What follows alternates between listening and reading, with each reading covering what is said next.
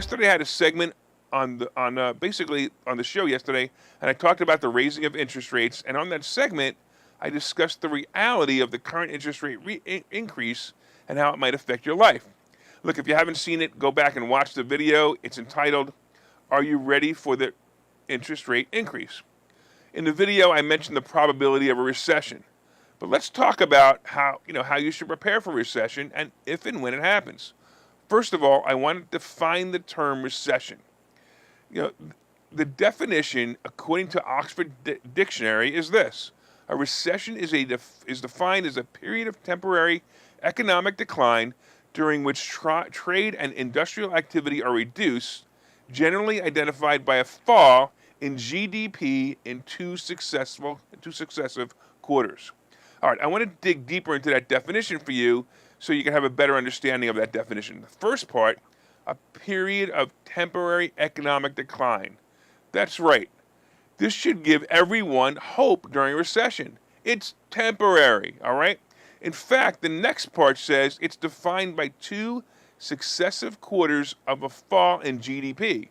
So GDP, which is gross domestic product, is also defined by Oxford as a measurement of the monetary value of final goods and services. That is, those are bought by the final user. All right, don't you hate it when you have to define the definition? Let me explain. GDP can be calculated by adding up all the money spent by consumers, businesses, and the government in a given period. And basically what happens when consumers are spending money, the GDP goes up. When they slow their spending, GDP goes down. Makes sense, right? So GDP is measured by components of demand and by demand, supply and demand, and divided into four main parts: consumer spending, business spending, government spending on goods, and spending on net exports. Of course, spending can be determined by not only the amount of available money in the average consumer, but it also can be determined by the confidence of the average consumer. So that may mean that some people have lots of money, but they may be afraid to spend it.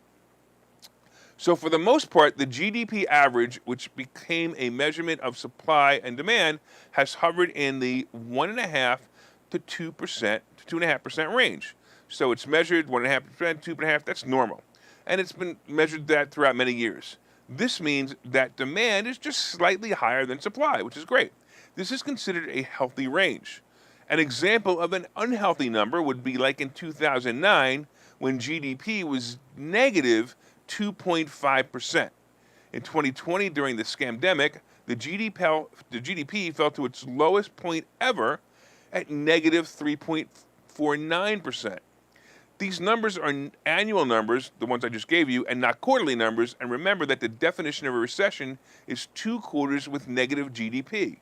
Now you're beginning to understand the reality of what is called a recession and how it really isn't all that bad. All right, the problem with words like recession is that it creates bad visions of an economy and the fear of a depression. Now let me define a depression for you. As I said before, a recession is defined as 2 quarters of negative GDP. A depression is defined as a severe and long-lasting series of negative GDP. In history, there was only one technical depression, and that was the Great Depression of 1929. We did not have a depression in 2008. We had what many called a Great Recession. You all remember that time, so let me compare that to the Great Depression.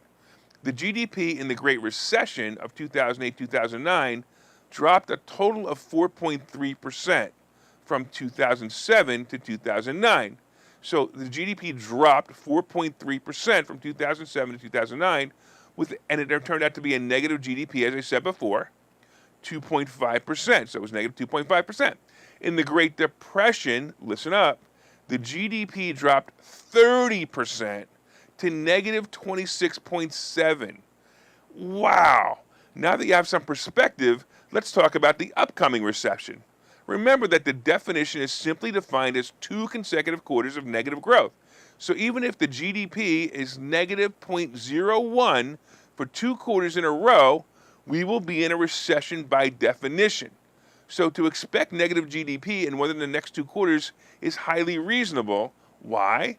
Because if you think about the Fed raising interest rates quickly and the negative press on the matter and add in the sensationalism of a recession, oh my God, we're going into a recession, you get the makings of negative GDP. Like been saying, it's going to become a self-fulfilled prophecy.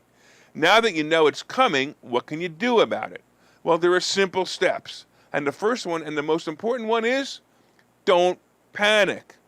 If you remember, by definition, it's temporary. It'll pass, and it's going to pass quickly in hindsight and slowly in foresight.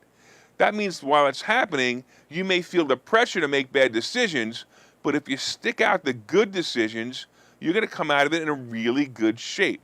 Here are some good decisions versus bad decisions. Good decisions is think long-term with your investments.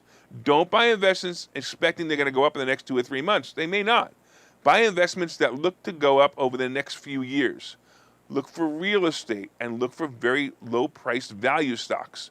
Real estate has proven a track record over years and always goes up over time. I know you're wondering if you should wait or buy, but the answer is both.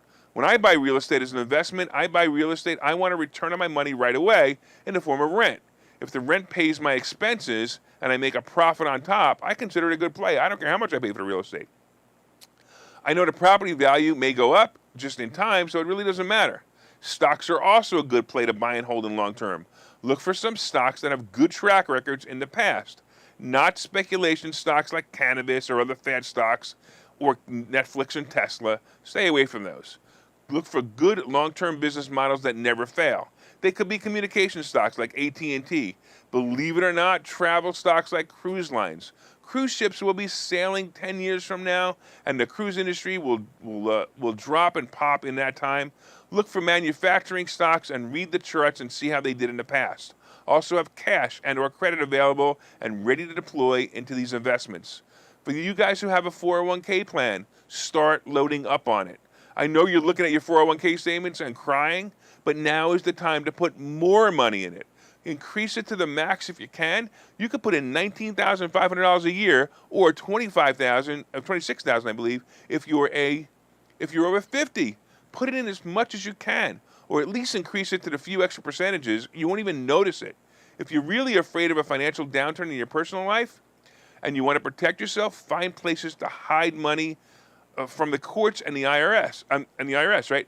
The best places for this is IRAs, Roth IRAs, and traditional IRAs, and whole life insurance.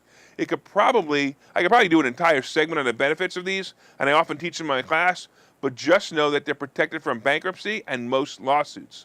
Finally, for you zombie apocalypse fearing people, and you know who you are, silver, gold, and yes, ammo are things you should collect. If everything goes to hell in a handbasket, you can use these commodities to exchange for goods and services that other forms of currencies may not be able to buy any longer. These are the takeaways I want to leave you with. Most important one is don't panic. Things also get better, and they never get as bad as you think they are. Do what your mother said and save for a rainy day. Just know how to save properly. Don't put your money in a bank. Get good investments, and finally stop listening to the media. It's never been as bad as they say it is. If you're still worried or need some help understanding all this, you can even reach out to me. Just if you want to go to contactlarry.com, and you can get my contact information there, or just come to Investor Schooling and learn more about money and the reality of money.